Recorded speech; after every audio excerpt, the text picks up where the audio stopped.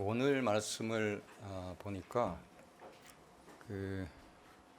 손이 너를 범죄케 하면 찍어버리라라는 말씀이 있습니다. 그래서 이 말씀을 읽고 손을 찍어버린 사람이 있는가 제가 찾아보고자 했지만 찾지는 못했습니다.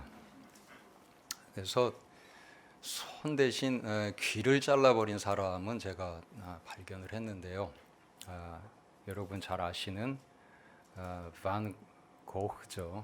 원래 발음은 이 사람은 네덜란드 사람이니까 반 호흐입니다. 반 호흐는 자신이 잘못을 한 걸 사죄하려고 귀를 잘랐었습니다. 제가 이 네덜란드 유학 시절에 암스테르담에 이 판 호흐 박물관을 갔었는데요. 미술관이죠. 거기에 가장 많은 그의 그림 900점 중에 상당히 많은 수가 200점이 넘게 게시되어 있는 박물관 미술관에 간 적이 있습니다. 친구들이 유학하는 친구들이 놀러 오면 거기를 가자 그래요. 그럼 제가 이제 안내해서 같이 보곤 했었는데 그분들은 너무 좋아하는데 저는 왜 이곳을 보려고 이렇게 멀리서 올까 참 의아했었습니다. 그 바로 옆에 그 레이크스 뮤지엄이라는 그 왕국 박물관, 지금 네덜란드는 아직 여왕이 있고 지금 이제 남자가 왕이 됐나요? 왕국입니다. 물론 힘은 없고 입헌군주제지만 그래서 괜찮은 회사는 이제 앞에 왕립 또는 뭐 왕국 이걸 붙여주는데 박물관도 그런 데가 있어요. 근데 거긴 렘브란트의 야경이 있습니다. 벽면을 가득 채우는 엄청난 대작인데 그걸 보면 감탄을 할 만하지만 어디 뭐 호프 박물관에 가서 뭐 볼 거 있다 그러나 그런 생각을 좀 했습니다. 그러나 최근에 이 호흐의 일생에 대해서 그가 남긴 편지를 통해서 그게 이제 무슨 생각을 하며 살았는지 동생에게 계속 편지를 쓴 게 남아 있거든요. 반 고흐 상처 입은 치유자라는 책을 제가 읽게 됐고 그 책을 읽다가 이분은 위대한 화가인 정도가 아니라 위대한 인물이었다를 깨닫게 됐습니다. 이 책은 호흐의 미술 세계를 다음처럼 평가했습니다. 이 현대의 반 고흐처럼 겸허한 승리를 이룬 사람은 없다. 반 고흐는 세상에서 가장 깊은 밑바닥으로 내려갔기에 이를 이룰 수 있었다. 이렇게 평가했습니다. 이 책을 쓴 분은 박철수 목사님이세요. 왜 이런 평가를 했나 보니까 그가 계속 내려갔던 사람이었습니다. 예수님께서 저 하늘에서 땅으로, 땅에서도 제일 낮은 사형수의 자리로 그리고 무덤으로 내려갔던 것처럼 이분도 내려갔던 사람입니다. 아버지는 목사님이셨는데 아버지를 따라서 목사가 되려고 이제 고전어를 공부했어요. 히브리어, 헬라어, 라틴어. 고전어 공부하다가 이분이 포기했습니다. 그 대신 가난한 자들에게 복음을 전하는 선교사가 되려고 브리셀로 갔고요. 거기서 선교사가 되는 훈련을 받았습니다. 몇 달 동안 훈련을 받았는데 선교사로서도 부족하다. 그래서 당신을 선교사로 파송할 수는 없고 그냥 전도사로 보내겠다 해서 이제 탄광으로 가서 전도사 사역을 시작했습니다.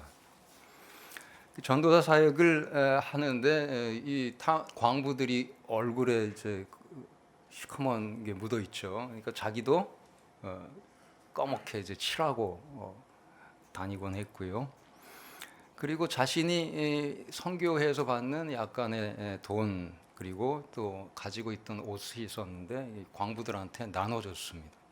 그리고 자신은 낡은 군복 상의로 또 옷을 만들어 입고 포장하는 천으로 또 옷을 손수 만들어 입었답니다.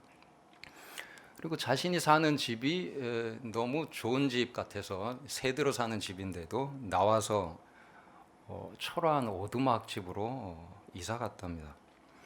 그리고 먹는 것도 광부 수준으로 낮춰서 마른 빵 그리고 약간의 밥 그리고 스프겠죠. 그런 간소한 식사를 하면서 비참한 광부들의 삶에 동참했습니다.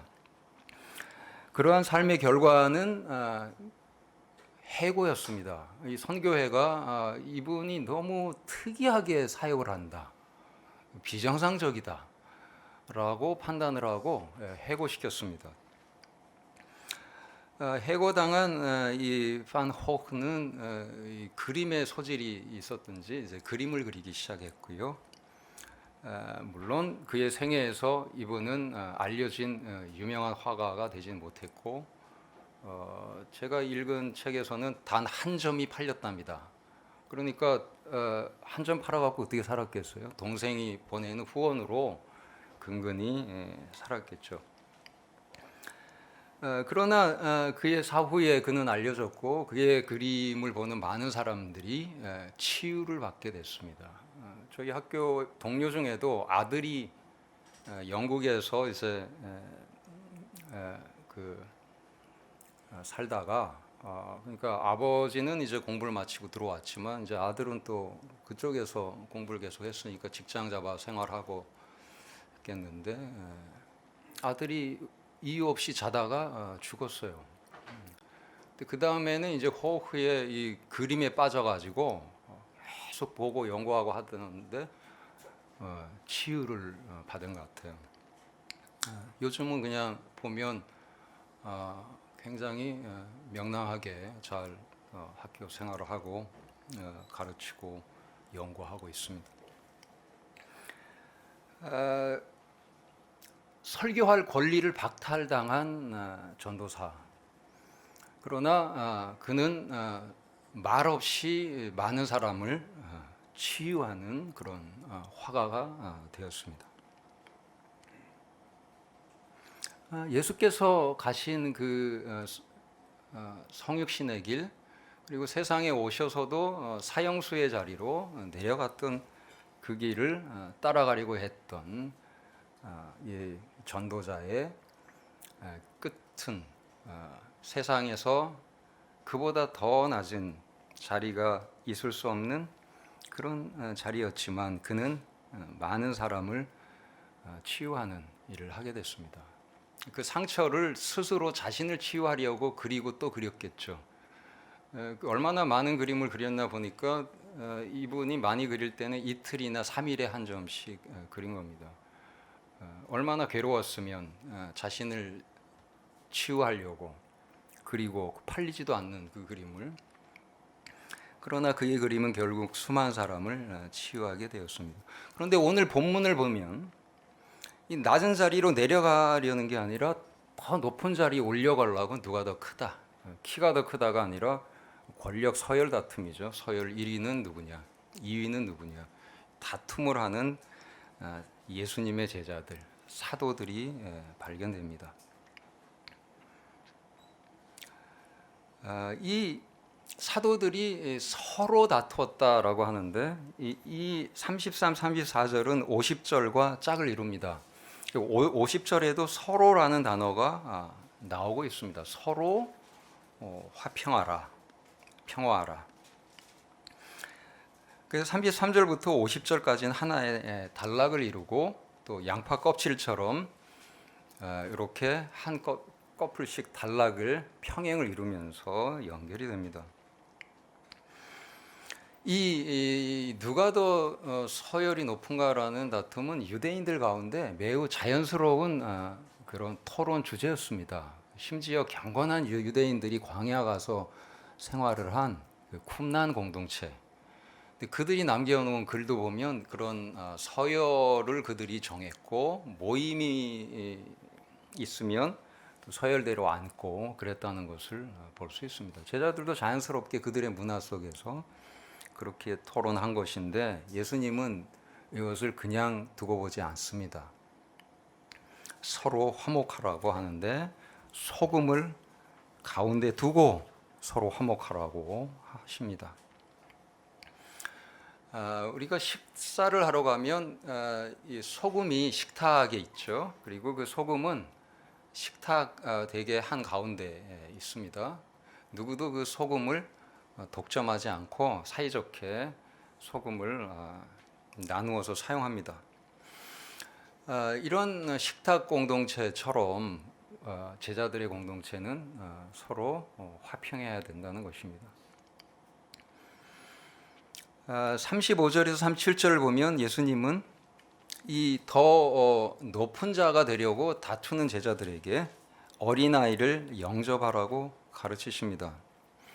유대인들에게는요, 이 어린애가 천진무고한 순진한 사람의 상징이라기보다는 어린이 하면 떠오르는 것은 신분 없는 자, 힘없는 자, 낮은 자를 상징합니다. 그래서 어린아이 얘기를 꺼낸 것은 지극히 지금 문맥에 맞는 것이고요. 제자들에게 힘 없는 자를 영접하라고 그들을 존중하라고 하신 말씀이죠. 한국 그 문화에서도 가끔은 어린이가 힘 없는 자를 상징합니다. 예를 들면 군대에서 부사관이나 장교들은 사병을 애들 좀 보내 뭐 이러면서 이제 보내라 그러죠. 다 컸잖아요. 애들이라 그래요. 왜냐하면 사병들은 힘이 없다 이거죠. 그러니까 한국말에서도 그게 남아 있습니다. 그리고 애들은 가라 뭐 이러기도 하죠. 애들이 얼마나 기분 나쁘겠어요. 근데 어른한테도 씁니다. 그게 남아서 아마 직장 생활 중에도 남자들은 가끔 애들이라는 말이 그냥 튀어나온 사람이 있을 거예요. 그러면 우리 자매님들이 이해를 해줘야 돼요. 저분이 군대에서 무의식적으로 저렇게 쓰다 보니까 여기 와서도 그러구나. 유대인들에게 어린이가 바로 그랬습니다. 근데 바로 예수님은 그런 힘 없는 사람, 낮은 자를 영접하라고 하고요. 그를 영접하는 것이 예수님을 영접하는 것이고 나아가서 하나님을 영접하는 것이다. 까지 말씀하십니다. 그러니까 권력 서열 다툼 필요 없다는 거예요. 그 서열 다툼에서 12사도 중에 꼴찌 12위로 결정이 돼도 그가 더 높아질 필요가 없다는 거예요. 하나님은 그를 높이시고 그와 자신을 동일시하시기 때문에 하나님보다 더 높은 분이 없는데 그 가장 낮은 자를 높이시기 때문에 높아질 필요가 전혀 없고 그런 토론이 벌어져도 이기려고 할 필요가 없다는 것입니다. 이 가르침은 손, 발, 눈의 비유를 담은 42절 이하와 연관이 됩니다. 그것도 짝을 이루고 있어요. 평행이 되고 있어요. 이 구절들에는 하나라는 단어가 이렇게 같이 나옵니다. 같이 나와요. 앞에는 어린아이 하나 이렇게 반복돼 나오고 그 42절 쪽으로 가면 하나가 나오는데 어린아이 대신 나를 믿는 소자 중에 작은 자 중에 하나 이렇게 나와요. 그래서 어린아이와 예수 믿는 소자가 짝을 이룹니다. 그러니까 결국 어린아이는 예수 믿는 작은 자, 낮은 자와 짝을 이루니까 결국 어린아이는 예수 믿는 자. 그러면 세상에서 사실은 왕따 당하고 차별당하죠. 그래서 요즘은 나 사실 교회 다녀라고 이 젊은 사람들은 커밍 아웃 한답니다. 동성애자는 뭐 그냥 그런데 예수 믿는 자라고 커밍 아웃하면 그때부터 또 이제 차별하겠죠. 그런 세상이 돼버렸어요. 근데 그 중에서도 작은 자, 예수 믿는 자 중에서도 작은 자, 그 중에 그런 자 하나라도 실족하게 하면 차라리 연자맷돌을 그 목에 매어 바다에 던져지는 것이 낫다. 이렇게 말씀하십니다. 짝을 이루고 있는 것이기 때문에 연관시켜서 해석할 수 있습니다.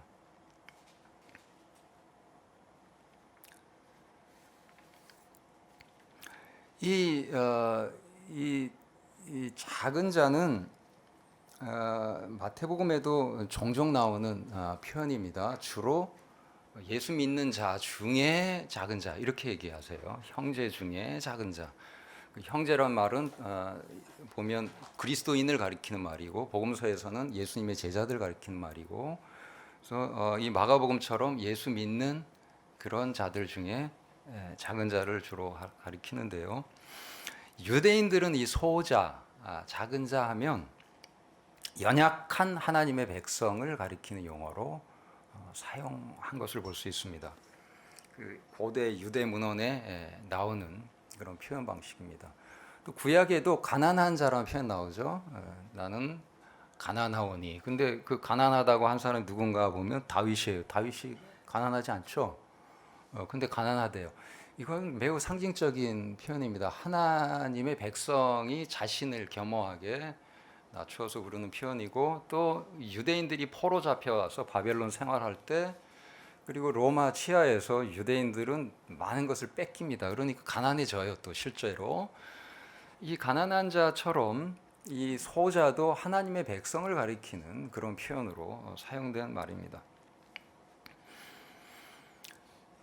그래서 예수 믿는 자 중에 이 작은 자, 그 힘없는 자 가리키기에 또 적합한 표현인 것입니다.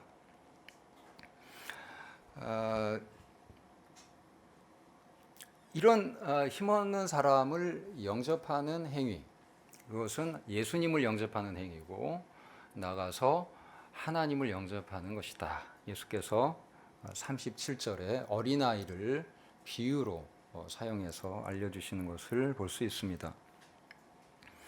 근데 이런 행위에 반대되는 것이 42절부터 나오는 그런 소자를 실족시키는 행위입니다.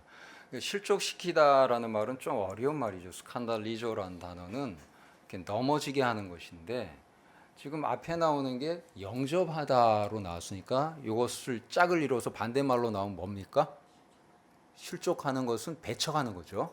영접의 반대말로 쓰였다고 볼 수가 있습니다. 여기서 그런 힘없는 그리스도인 하나라도 배척하면 차라리 연자맷돌이 그 목에 매어 바다에 던져지는 게 낫다.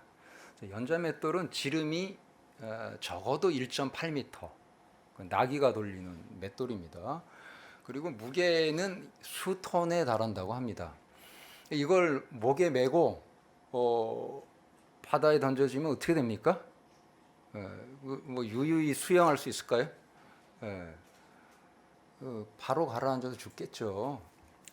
그 6.25 때 그 인민군들이 쳐들어와서 어느 교회 성도들을 이제 그 예수 못 믿게 하려고 했지만 계속 믿겠다고 하니까 돌을 이렇게 몸에 조그만 돌 몇 개 이렇게 해가지고 바다에 던졌대요. 결국 죽죠. 작은 돌을 그렇게 달아서 던져도 죽는데 연자맷돌은 어떻게 목에 걸고 바다에 던져지면 살 수 있겠습니까? 죽게 된다는 겁니다. 그런데 그게 차라리 더 낫다는 것은 죽는 것보다 더 큰 불행이 기다리고 있다는 겁니다. 그보다 더 큰 벌이 기다리고 있다는 것입니다. 절대로 이 예수 믿는 소자 하나라도 배척해서는 안 된다라는 경고의 말씀입니다. 자, 예수 믿는다면 우리가 더 높아질 필요가 없을 만큼 이미 높은 자가 된 것이에요. 하나님의 자녀고 하나님께서 자신과 동일하게 높여서 그를 영접하면 하나님을 영접하는 것으로 간주할 만큼 온 세상을 다 가진 하나님으로부터 모든 것을 상속받는 자로 우리가 입양된 것입니다. 더 높아질 필요가 전혀 없을 만큼 우리는 높아졌고 모든 것을 이제 상속받을 부유한 자가 된 것입니다. 지금 뭐 세상에서 지금 제일 부자 누굽니까? 지금 1위. 그래봐야 지구에 있는 자산의 일부잖아요. 우리가 받을 상속분은 그거랑 비교하면 어떤가요? 시간으로 치면 영원이고 양으로 쳐도 무한한 하나님 나라를 상속받습니다. 부족한 게 없는 사람들이죠. 자, 그런데 이 지극히 작은 이 소자의 정체를 모르고 배척해버리면 결국은 예수님을 배척하는 것이고 하나님을 배척하는 것입니다. 예수 배척하고 하나님 배척하느니 차라리 연자맷돌을 목에 걸고 바다에 던져지는 게 낫다고 지금 경고하시는 말씀입니다. 그런 이 실수를 범하는 자는 본문에서 손, 발, 눈으로 비유되어서 나옵니다. 잘못된 손, 발, 눈이 그 몸을 범죄하게 하듯이 그런 지체가 소자를 배척해서 교회를 욕되게 하고 파멸시킨다면 그런 지체를 어떻게 해야 하는지 알려주십니다. 잘라버려라, 뽑아버려라 이렇게 말씀하시죠. 그런 자들은 대개 교회 밖에 있겠지만 때로는 교회 안에도 간혹 있을 때도 있습니다. 그렇다면 그런 자를 교회에서 분리시키라라는 말씀으로 이 본문을 우리가 해석할 수가 있습니다. 이것을 문자적으로 읽으면 우리는 손은 못 잘라도 판 호흐처럼 귀라도 잘라야 되겠지만 여러분 귀도 자를 필요 없습니다. 호흐는 왜 그랬는지는 모르지만 그거 그림을 그리다가 이제 그 당시 이 물감에는 이 독성이 있었대요. 그래서 이제 결국은 정신병에 걸리게 됐는데 그거는 이제 병적인 그 정신병으로 가는 과정에서 그런 것이고 손 자르시지 않겠죠. 본문은 비유입니다. 그러나 비유적인 의미를 우리가 적용을 해야 합니다. 그것은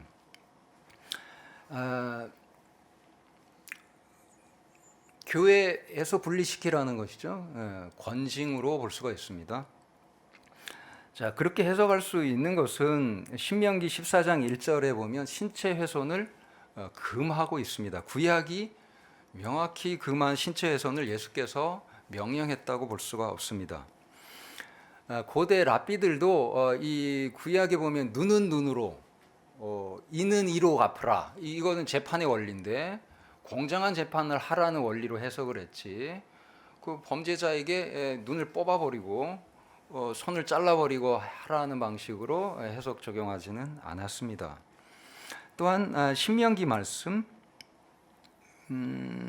그 손을 찍어버리라는 말씀이 25장 12절 신명기에 나오는데 이것도 예수님과 동시대인인 알렉산드리아의 필론은 이것도 비유적인 것으로 해석을 했습니다. 문자적으로 해석하지 않았습니다. 그렇다면 예수님도 손을 잘라버려라 라는 말씀을 비유적으로 우리 예수님께서 자주 비유를 사용하셔서 말씀하신 그 방식대로 비유적으로 말씀하셨다고 볼 수 있을 것입니다.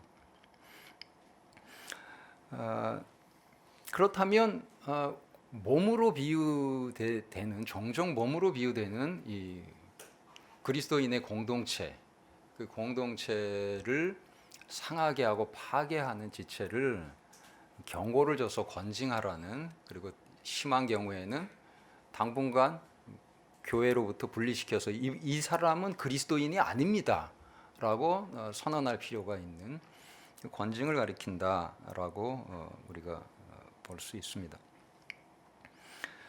그러나 안타깝게도 현대 교회는 권징이 사라진 교회입니다.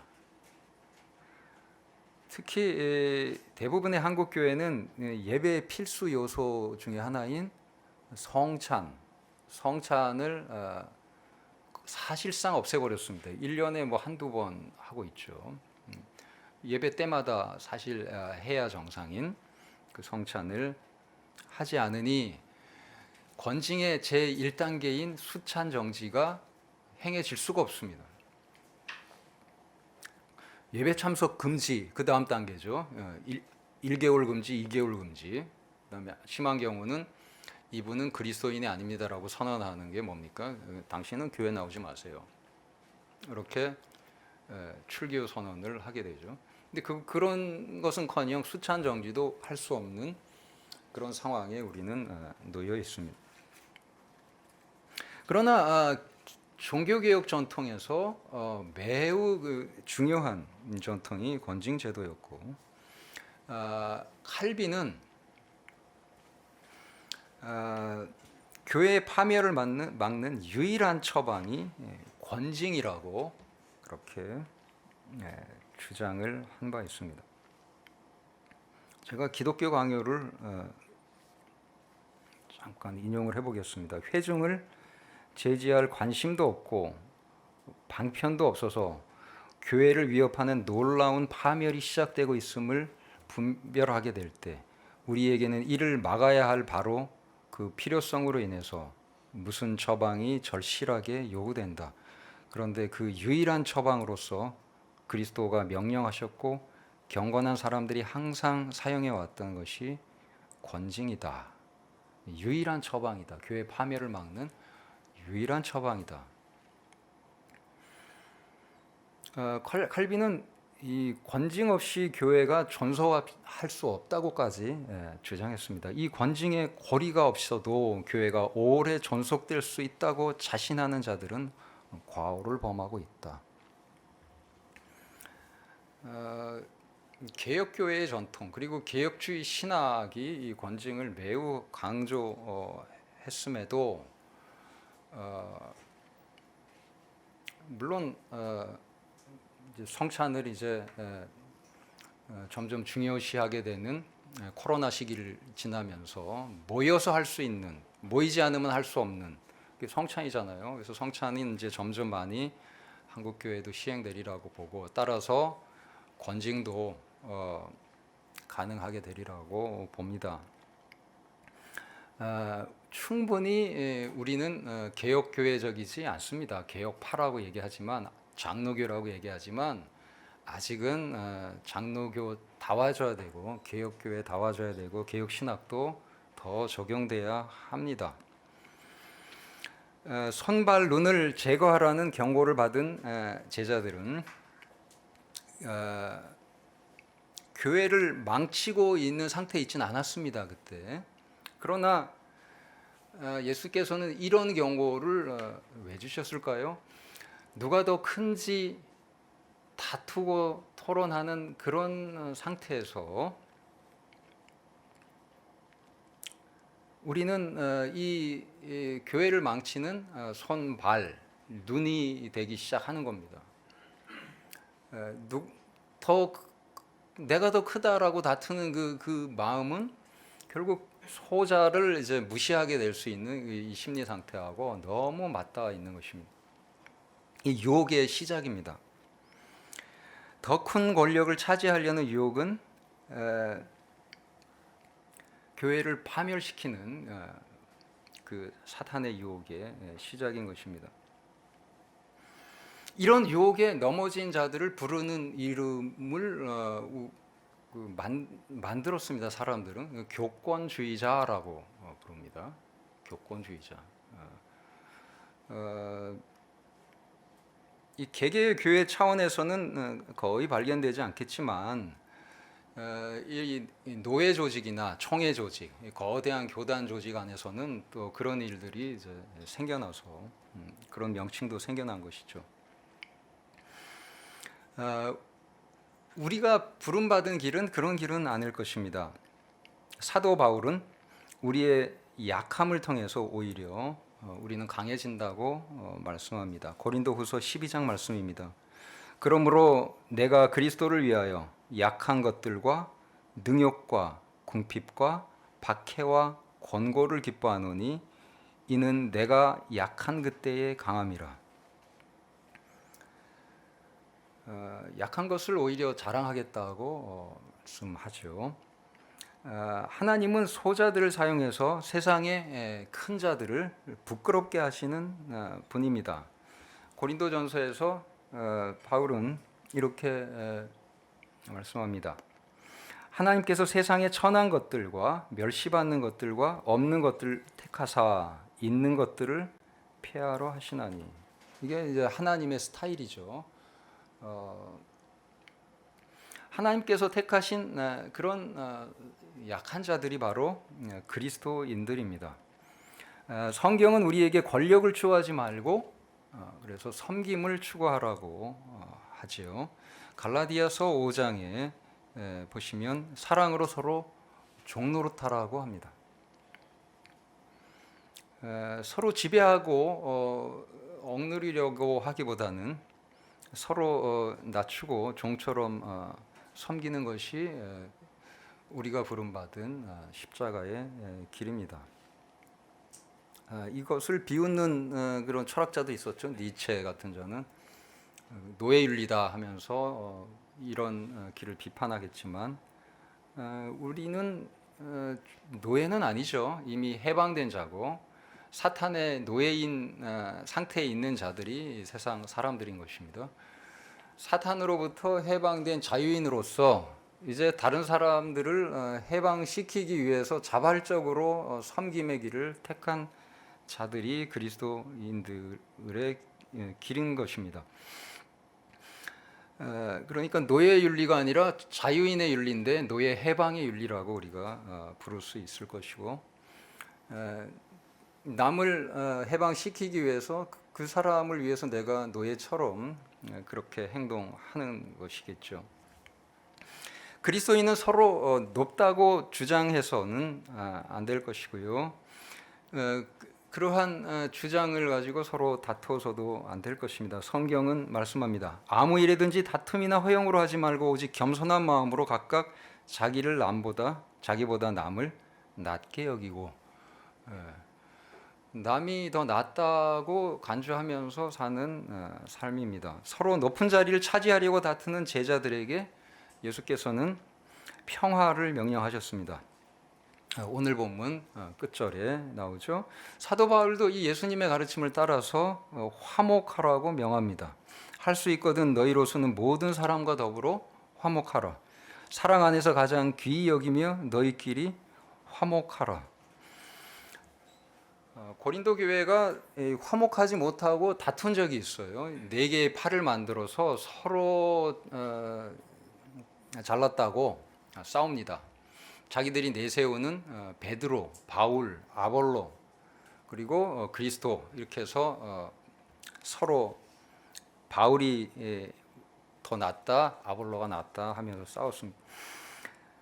바울파의 예를 들면서 바울은 이것을 책망합니다. 그리스도께서 어찌 나뉘었느냐? 바울이 너희를 위하여 십자가에 못 박혔으며 바울의 이름으로 너희가 세례 받았느냐? 바울이 바울을 좋아하는 바울파를 꾸중하면서 이제 해산을 명하는 것입니다. 오직 그리스도파 외에는 아무 파도 교회에 있을 수 없다고 지적한 것입니다. 평화를 이루는 모습은 그리스도를 따라가는 모습입니다. 성경은 말씀합니다. 그의 십자가의 피로 화평을 이루사 만물고 땅에 있는 것들이나 하늘에 있는 것들이 그로 말미암아 자기와 화목하게 되기를 기뻐하심이라. 예수께서는 평화를 이루기 위해서 십자가에 달려 피를 흘리셨습니다. 자신과 화목하게 하기 위해서 온 세상을. 이 평화를 우리는 추구해야 할 것입니다. 교회 안에 파워를 만들고 서로 권력을 잡고자 싸우는 모습을 교회의 이제 거시 구조 속에서 교단 차원에서나 때로는 교파끼리 그럴 수도 있고요. 그런데 묘하게도 이렇게 권력 다툼을 하다가 세속 정권이 개입을 할 때는 그 세속 정권이 그것을 판단하는 중재자가 되게 그 판단에는 굽히는 모습도 봅니다. 참 부끄러운 현상입니다. 어찌 하나님 나라를 반영하는 교회가 세속 국가 밑에 들어갈 수가 있습니까? 교회는 종교 단체가 아니라 하나님 나라를 대변하는 일종의 나라입니다. 물론 그 나라와 동일시될 수는 없지만 반영하고 대변합니다. 땅에 있는 하나님의 시민권을 가진 자들의 모임이니까 하나님 나라를 보여주는 이 지상의 기구입니다. 따라서 세속 국가보다 위에 존재하는 것이지 밑에 들어갈 수가 없는데, 서로 싸우면서 이 국가 권력을 이용해서 승리를 쟁취하는 이런 현상은 교회를 세속 국가, 세속 정권 밑으로 전락시키는 행위입니다. 그럼에도 불구하고 이기고 보자는 것은, 이것은 그리스도인이 도저히 해서는 안 되는 그런 권력 다툼을 하는 것이죠. 바울은 지적합니다. 우리가 천사를 판단할 것을 너희가 알지 못하느냐? 그러하거든 하물며 세상 일이랴. 그런즉 너희가 세상 사건이 있을 때 교회에서 경히 여김을 받는 자를 세우느냐? 여기서 교회에서 경히 여김을 받는 자는 기독교인이 아닌 사람을 가리킵니다. 교회의 일원이 아닌 자들. 그들은 교회 일을 판단할 자격이 없는 자들입니다. 그런데 그리스도인들끼리 분쟁을 세속 판관에게 가서 판결을 받는 것을 지적하는 것입니다. 성도가 세상을 판단할 것을 너희가 알지 못하느냐? 그런데 그리스도인의 신분은 그리스도와 함께 종말에 세상을 재판할 판사들인 것입니다. 그런데 세상을 판단할 판사들이 어떻게 오히려 판단을 받느냐? 세상을 판단할 판사들끼리 너희가 나중에 종말에 판단할 그 사람들 앞에 재판받느냐? 물론 교회 일이 아닌 경우에는 뭐 세상 일이니까 그렇지만, 지극히 교회적인 일을, 그리스도인들 간의 그 소송을 교회에서 결정하지 못하고 세속 기관에게 가느냐? 그러한 자들에게 성경은 지적합니다. 너희가 피차 고발함으로 너희 가운데 이미 뚜렷한 허물이 있으니 차라리 불의를 당하는 것이 낫지 아니하며 차라리 속는 것이 낫지 아니하느냐. 이 고린도 교회는 굉장히 힘이 있는 그리스도인들, 부유한 그리스도인들이 이 힘없고 가난한 그리스도인들을 소송해서 그 적은 재산까지 뺏으려고 했던 것 같습니다. 사기쳐가지고. 이것을 바울이 지적하는 겁니다. 차라리 교회에서 그 문제는 해결해라. 왜 그런 식으로 동료 기독교인을 그렇게 하느냐. 권력을 차지하기 위해 그리스도인의 이 종말의 판사로서의 존엄을 버리고 하나님의 백성의 나라를, 그 위상을 떨어뜨려 세상 나라에 갖다 바친다면 이것은 승리하더라도, 그래서 교권을 잡더라도 처참한 실패에 해당할 것입니다. 그렇지만 하나님의 백성과 하나님의 나라가 세상 나라 위에 있다는 것을 아는 사람들에게는, 그런 그리스도인들에게는 패배도 승리인 것입니다. 최소한 교회의 존엄과 그리스도인의 존엄은 우리가 쟁취하는 것이죠. 지켜내는 것이죠. 우리는 이기려고 할 필요가 없습니다. 우리는 더 높아질 필요도 없는 사람들입니다. 그리고 차라리 지는 것이 그리스도 안에서 이기는 것입니다. 소자를 맺혀가는 손, 발, 눈이 돼서 심판을 당하느니 차라리 손, 발, 눈 같은 유력자가 되지 않는 것이 더 좋을 수 있습니다. 그리스도인은 더 높은 자리를 두고 다툴 필요가 없습니다. 세상보다 더 크신 위대한 예수 그리스도께서 자신과 동일한 위치로 우리를 높여주시기 때문입니다. 세상에서 가장 낮은 자리,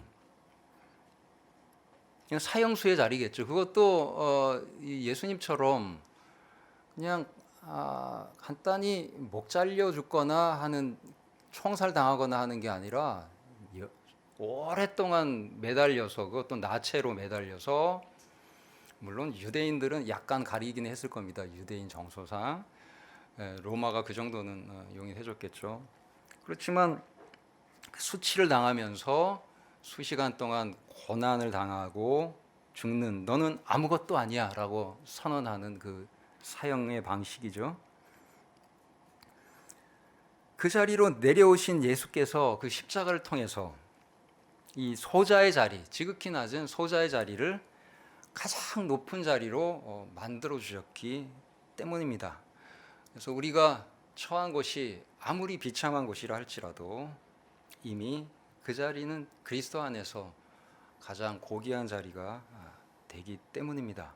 그래서 우리에게 더 높은 자리는 필요가 없는 것입니다. 제자들이 다툰 모습을 우리가 보면서 우리는 이런 다툼 속에 있지 않은가? 우리의 마음에는 욕심이 없는가? 생각해 보면서 적용하는 시간 되었기 바랍니다. 기도하겠습니다.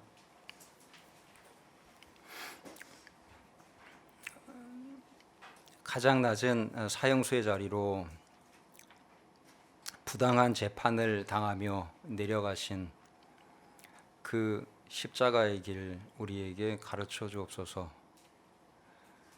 주여, 저희를 인도하사 그 십자가의 길을 따라가는 이 그리스도인들의 이 여정을 자랑스럽게 생각하며 저희가 인내하며 용기 있게 그 길을 따라가는 그런 인내심과 용기를 더욱 허락하여 주옵소서.